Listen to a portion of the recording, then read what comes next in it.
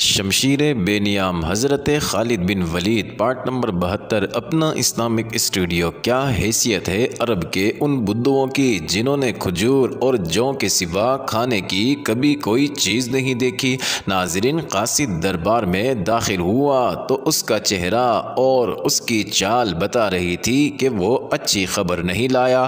اس نے ایک بازو سیدھا اوپر کیا اور جھک گیا۔ سیدھے ہو جاؤ، ارد شیر نے فاتحہ لہجے میں کہا۔ ہم اچھی خبر سننے کے لیے اتنا انتظار نہیں کر سکتے۔ کیا مسلمانوں کی عورتوں کو بھی پکڑا گیا ہے؟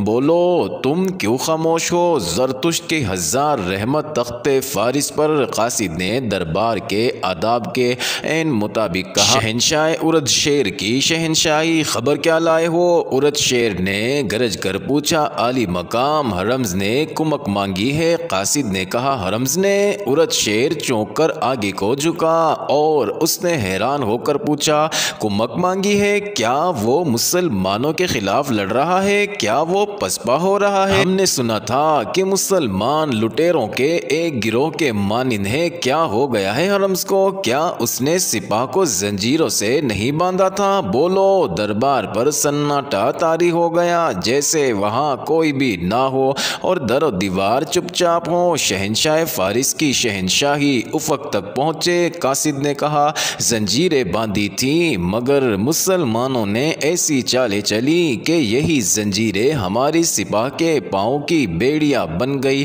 مدینہ والوں کی تعداد کتنی ہے؟ بہت تھوڑی شہنشاہ فارس، قاصد نے جواب دیا۔ ہمارے مقابلے میں ان کی تعداد کچھ بھی نہیں تھی، لیکن دور ہو جا ہماری نظروں سے۔ شہنشاہ ارد شیر گرجا اور ذرا سوچ کر بولا، قارن کو بلاؤ۔ ناظرین، قارن بن قریاس ایرانی فوج کا بڑا ہی قابل اور دلیر سپہ سالار تھا۔ وہ بھی ہرمز کی طرح لاکھ درہم کا آدمی تھا اور ہرمز کی ٹوپی کی طرح ٹوپی پہنتا تھا۔ اطلاع ملتے ہی دوڑا آیا۔ قارن، ارد شیر نے کہا، کیا تم اس خبر کو سچ مان سکتے ہو کہ ہرمز نے مسلمانوں کے خلاف لڑتے ہوئے کمک مانگی ہے؟ ارد شیر نے درباریوں پر نگاہ دوڑائی تو تمام درباری اٹھ کھڑے ہوئے، سب تعظیم کو جھکے اور باہر نکل گئے۔ ناظرین، ارد شیر قارن کے ساتھ تنہائی میں بات کرنا چاہتا تھا۔ کیا یہ قاصد مسلمانوں کا آدمی تو نہیں جو ہمیں دھوکہ دینے آیا ہو؟ مسلمان اتنی جرت نہیں کر سکتے۔ قارن نے کہا، میدان جنگ میں ذرا سی غلطی پانسا پلٹ دیا کرتی ہے۔ اگر ہرمز نے کمک مانگی ہے تو اس کا مطلب یہ ہے کہ اسے کمک کی ضرورت ہے اور اس سے کوئی غلطی سرزد ہو گئی ہے۔ کیا مسلمانوں میں اتنی ہمت ہے کہ وہ ہماری فوج کو پسپا کر سکے؟ ارد شیر نے کہا، ان میں ہمت ہی نہیں، بے پناہ جرت بھی ہے۔ قارن نے کہا، وہ اپنے عقیدے کی جنگ لڑتے ہیں۔ ابلا کے علاقے میں ہم نے مسلمانوں کو اس قدر ذلیل کر کے رکھا ہوا ہے کہ وہ کیڑے مکوڑوں کی سی زندگی بسر کرتے ہیں، لیکن انہوں نے زمین دوز حملے کر کے اور شب خون مار مار کر اس علاقے کی کئی چوکیاں صاف کر دی ہیں۔ آج تک انہوں نے جتنی جنگیں لڑی ہیں ان میں انہوں نے کسی ایک میں بھی شکست نہیں کھائی۔ ہر جنگ میں ان کی سپاہ خاصی تھوڑی ہی رہی ہے۔ ان کے پاس گھوڑوں کی بھی کمی تھی، وہ لڑنے والے ہی ایسے تھے۔ شہنشاہ ارد شیر نے کہا، ان میں کوئی بھی ہماری فوج کا مقابلہ نہیں کر سکتا، لیکن مسلمانوں نے مقابلہ کر لیا ہے۔ قارن نے کہا، اور ہمارا اتنا زبردست سالار ہرمز کمک مانگنے پر مجبور ہو گیا ہے۔ شہنشاہ فارس، دشمن کو اتنا حقیر نہیں جاننا چاہیے۔ ہمیں اپنے گریبان میں دیانتداری سے جھانکنا ہوگا۔ فارس کی شہنشاہی کا طوطی بولتا تھا، لیکن ہمیں اس حقیقت کو نظر انداز نہیں کرنا چاہیے کہ رومی ہم پر غالب آ گئے تھے، اور ہمیں یہ حقیقت بھی فراموش نہیں کرنی چاہیے کہ ہم رومیوں کا سامنا کرنے سے ہچکچاتے ہیں۔ اس نئی صورتحال کا جائزہ دیانتداری سے لے۔ شہنشاہ فارس، ہرمز نے اگر کمک مانگی ہے تو اس کا مطلب یہ ہے کہ مسلمان اس کے لشکر پر غالب آ گئے۔ میں نے تمہیں اسی لیے بلایا ہے کہ تم ہی ہرمز کی مدد کو پہنچو۔ ارد شیر نے کہا، اگر ہرمز گھبرا گیا ہے تو اس کی مدد کے لیے اگر اس سے بہتر سالار نہ جائے تو اسی جیسے سالار کو جانا چاہیے۔ تم ایسا لشکر تیار کرو جسے دیکھتے ہی مسلمان سوچ میں پڑ جائیں کہ لڑیں یا مدینہ کو بھاگ جائیں۔ فوراً ناظرین قارن نے اسے سلام کیا اور لمبے لمبے ڈگ برتا چل پڑا۔ ایرانیوں کا سالار قارن بن قریاس تازہ دم لشکر لے کر ابلا کی طرف روانہ ہو گیا۔ وہ پوری امید لے کر جا رہا تھا کہ مسلمانوں کو تباہ و برباد کر کے لوٹے گا۔ وہ اپنے لشکر کو دجلہ کے بائیں کنارے کے ساتھ ساتھ لے جا رہا تھا۔ اس کی رفتار خاصی تیز تھی۔ اس نے مزار کے مقام پر لشکر کو دریائے دجلہ پار کرایا اور جنوب میں دریائے ماکل تک پہنچ گیا۔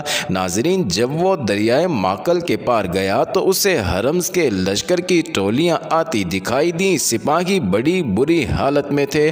تم پر زرتش کی لعنت ہو۔ قارن نے پہلی ٹولی کو روک کر اور ان کی حالت دیکھ کر کہا، کیا تم مسلمانوں کے ڈر سے بھاگے آ رہے ہو؟ سپہ سالار حرمز مارا گیا ہے۔ ٹولی میں سے ایک سپاہی نے کہا، دونوں پہلوؤں کے سالار قباز اور انوش جان بھی بھاگ آئے ہیں، وہ شاید پیچھے آ رہے ہوں۔ قارن بن قریاس حرمز کی موت کی خبر سن کر سن ہو کے رہ گیا۔ اس نے یہ پوچھنے کی بھی جرت نہیں کی کہ حرمز کس طرح مارا گیا ہے۔ ناظرین، قارن کا سر جھک گیا تھا۔ اس نے جب سر اٹھایا تو دیکھا کہ فارس کے فوجیوں کی قطاریں چلی آ رہی تھی۔ اپنے تازہ دم لشکر کو دیکھ کر بھاگے ہوئے یہ فوجی وہیں رکنے لگے۔ اتنے میں حرمز کی فوج کے دوسرے سالار قباز اور انوش جان بھی آ پہنچے۔ انہیں دور سے آتا دیکھ کر قارن نے اپنے گھوڑے کی لگام کو جھٹکا دیا۔ گھوڑا چل پڑا۔ قارن نے اپنے دونوں شکست خوردہ سالاروں کے سامنے جہاں گھوڑا روکا، میں سن چکا ہوں حرمز مارا گیا ہے۔ قارن نے کہا، لیکن مجھے یقین نہیں آتا کہ تم دونوں بھاگ آئے ہو۔ کیا تم گوار اور اجڑ عربوں سے شکست کھا کر آئے ہو؟ میں اس کے سوا اور کچھ نہیں کہنا چاہتا کہ تم بزدل ہو اور تم اس رتبے اور عہدے کے قابل نہیں ہو۔ کیا تم نہیں چاہتے کہ مسلمانوں کو تباہ و برباد کر دیا جائے؟ کیوں نہیں چاہتے؟ قباز نے کہا، ہم کہیں چھپنے کے لیے پیچھے نہیں آئے، ہمیں حرمز کی شیخیوں نے مروایا ہے۔ میں تسلیم کرتا ہوں کہ اسلامی فوج کے پاس بڑے ہی قابل اور جرت والے سالار ہیں، لیکن وہ اتنے بھی قابل نہیں کہ ہماری فوج کو یوں بھگا دیتے۔ قارن انوش جان نے کہا، ہماری فوجی قیادت میں یہی سب سے بڑی خرابی ہے جس کا مظاہرہ تم نے بھی کیا ہے۔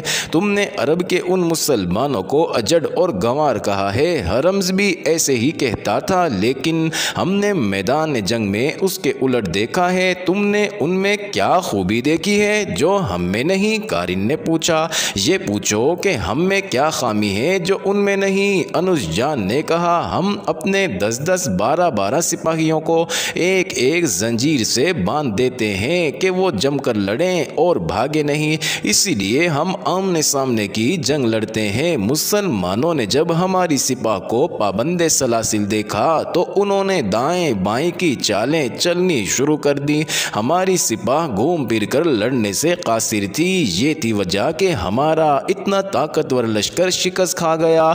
ہمارے پاس باتوں کا وقت نہیں۔ قباز نے کہا، مسلمان ہمارے تعاقب میں آ رہے ہیں۔ ان کے تعاقب میں مسنا بن حارثہ 2000 نفری کی فوج کے ساتھ آ رہے ہیں۔ ناظرین، مسنا بن حارثہ اسلام کے وہ شہدائی تھے جنہوں نے ایرانیوں کے خلاف زمین دوز جنگی کاروائیاں شروع کر رکھی تھی۔ انہی کی ترغیب پر امیر المومنین حضرت ابو بکر صدیق نے خالد کو بلا کر ایرانیوں کے خلاف بھیجا تھا۔ ایرانیوں کے تعاقب میں جانا غیر معمولی طور پر دلیرانہ اقدام تھا۔ ناظرین، تعاقب کا مطلب یہ تھا کہ مسلمان اپنے مستقر یعنی فوجی ہیڈ کوارٹر سے دور ہٹتے ہٹتے ایرانیوں کے قلب میں جا رہے تھے، جہاں ان کا گھیرے میں آ جانا یقینی تھا۔ لیکن یہ خالد کا حکم تھا کہ ایرانیوں کا تعاقب کیا جائے۔ اس حکم کے پیچھے ایرانیوں کے خلاف وہ نفرت بھی تھی جو مسنا بن حارثہ کے دل میں بھری ہوئی تھی۔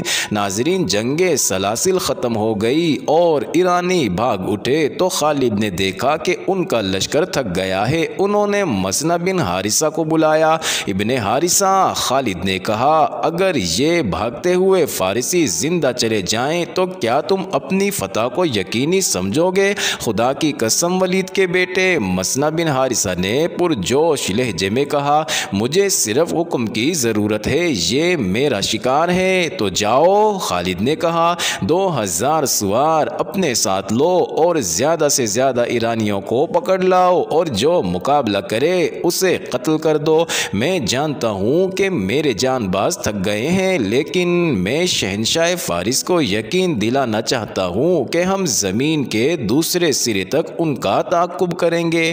ناظرین، مسنا بن حارثہ نے 2000 سوار لیے اور بھاگتے ہوئے ایرانیوں کے پیچھے چلے گئے۔ ایرانیوں نے دور سے دیکھ لیا کہ ان کا تعاقب ہو رہا ہے تو وہ بکھر گئے۔ انہوں نے بوجھ ہلکا کرنے کے لیے گرز اور ہتھیار پھینک دیے۔ ناظرین، مسنا کے لیے تعاقب کا اور ایرانیوں کو پکڑنے کا کام دشوار ہو گیا تھا، کیونکہ ایرانی ٹولی ٹولی ہو کر بکھرے، پھر وہ اکیلے اکیلے ہو کر بھاگنے لگے۔ اس کے مطابق مسنا کے سوار بھی بکھر گئے۔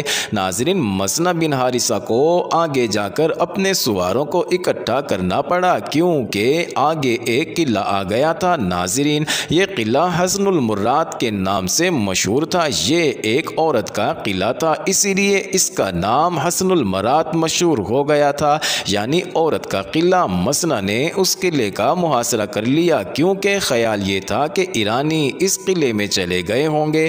ناظرین، قلعے سے مزاحمت کے آثار نظر آ رہے تھے۔ 2 دن محاصرے میں گزر گئے تو مسنا کو احساس ہوا کہ وہ جس کام کے لیے آئے تھے وہ تو رہ گیا ہے۔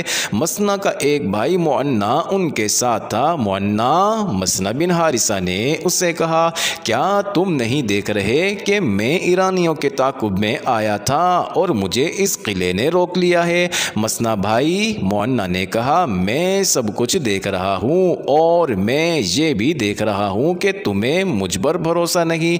اگر ایسا ہوتا تو تم مجھے کہتے کہ اس قلعے کو تم محاصرے میں رکھو اور میں ایرانیوں کے پیچھے جاتا ہوں۔ ہاں معنا، مسنا نے کہا، مجھے تم پر بھروسہ نہیں۔ یہ قلعہ ایک جوان عورت کا ہے اور تم جوان آدمی ہو۔ خدا کی قسم، میں نے قلعہ سر کرنے والوں کو ایک عورت کی تیکھی نظروں اور اداؤں سے سر ہوتے دیکھا۔ میرے باپ کے بیٹے، معنا نے کہا، مجھ پر بھروسہ کر اور آگے نکل جا، مجھے تھوڑے سے سوار دے جا، پھر دیکھ کون سر ہوتا ہے، قلعہ یا میں۔ اگر تو یہیں بندہ رہا تو بھاگتے ہوئے فارسی بہت دور نکل جائیں گے۔ اگر میرا دماغ ٹھیک کام کرتا ہے تو میں کچھ اور سوچ کر ادھر آیا ہوں۔ مسنا بن حارثہ نے کہا، میں اس اللہ کا شکر ادا کرتا ہوں جس کے سوا کوئی معبود نہیں، اور محمد صلی اللہ علیہ وآلہ وسلم جس کے نبی ہیں، کہ اس نے ہمیں خالد بن ولید جیسا سپہ سالار دیا ہے۔ مدینہ کی خلافت سے جو اسے حکم ملا تھا وہ